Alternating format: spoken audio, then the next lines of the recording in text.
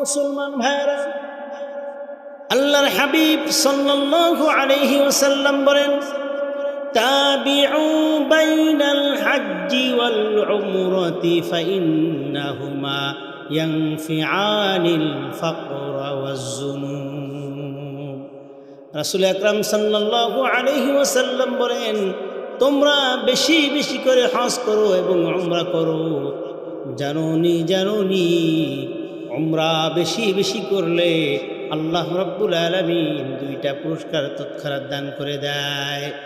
এক নম্বর, ফাইন্নাহুমা ইয়ানফিআনিল ফাকরা ওয়াজ যুনুব। এক নম্বরে আল্লাহ রাব্বুল আলামিন দুনিয়ার মধ্যে দারিদ্রতা মোচন করে।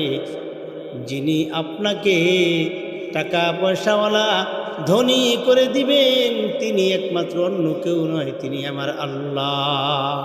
দুই নম্বর পুরস্কার, ফাইন্নাহুমা ইয়ানফিআনিল ফাকরা ওয়াজ যুনুব। দুই নম্বর পুরস্কার, আল্লাহ রাব্বুল আলামিন বেশি বেশি করে হজ ওমরা করার কারণে আপনার জিন্দিগির গুনাহ ক্ষমা করে দিবে। আমার ভাইয়েরা, কাবার চত্বরে গিয়ে আমি যদি গুনাহ মাফ করাইতে চাই, কাবার চত্বরে চতুর্দিকে এমন 10টা জায়গা আছে, যেই 10টা জায়গায় দোয়া করলে আল্লাহ রাব্বুল আলামিন এই দোয়াকে আর ফেরত দেন না, সাথে সাথে কবুল করেন। এক নম্বর, যখন আপনি ওমরা বা হজ করতে যাবেন, তাওয়াফে যখন যাবেন, মাতাফে গিয়ে সর্বপ্রথম আপনি কাবার দিকে তাকিয়ে যেই দোয়াটা করবেন, ওই দোয়াটা আল্লাহ তাআলা কবুল করে নেবেন।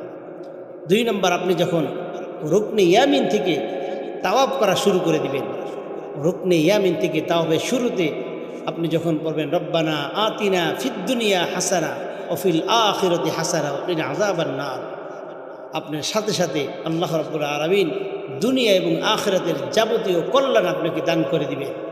তিন নম্বর, আপনি হাজ্জে আসওয়াদের সামনে গিয়ে ইশারা করে আপনি যদি দোয়া করেন, আল্লাহ তাআলা কবুল করবে। হাজ্জে আসওয়াদ যদি চুমা না দিতে পারেন, আপনি সেখানে ভিড়াভিড়ি করবেন না, ঠেলাঠেলি করবেন না, আপনি দূরত্ব বজায় রেখে আপনি হাজ্জে আসওয়াদকে উদ্দেশ্য করে ডান হাত চুম্বন করে আপনি হাতটা উঁচু করে বলবেন, আল্লাহু আকবার, আল্লাহু আকবার। এভাবে তাকবীর ধ্বনি দিয়ে আপনি হাতকে চুম্বন করেন, আল্লাহ রাব্বুল আলামিন আপনার ওই সময় দোয়াটা আল্লাহ তাআলা কবুল করে। 4 নম্বর, হাজরে আসওয়াদ এবং মুলতাজাম। হাজরে আসওয়াদ এবং কাবার চৌকাট, এই মাঝখানের জায়গাটাকে বলা হয় মুলতাজাম। এই মুলতাজামের সাথে যদি পারেন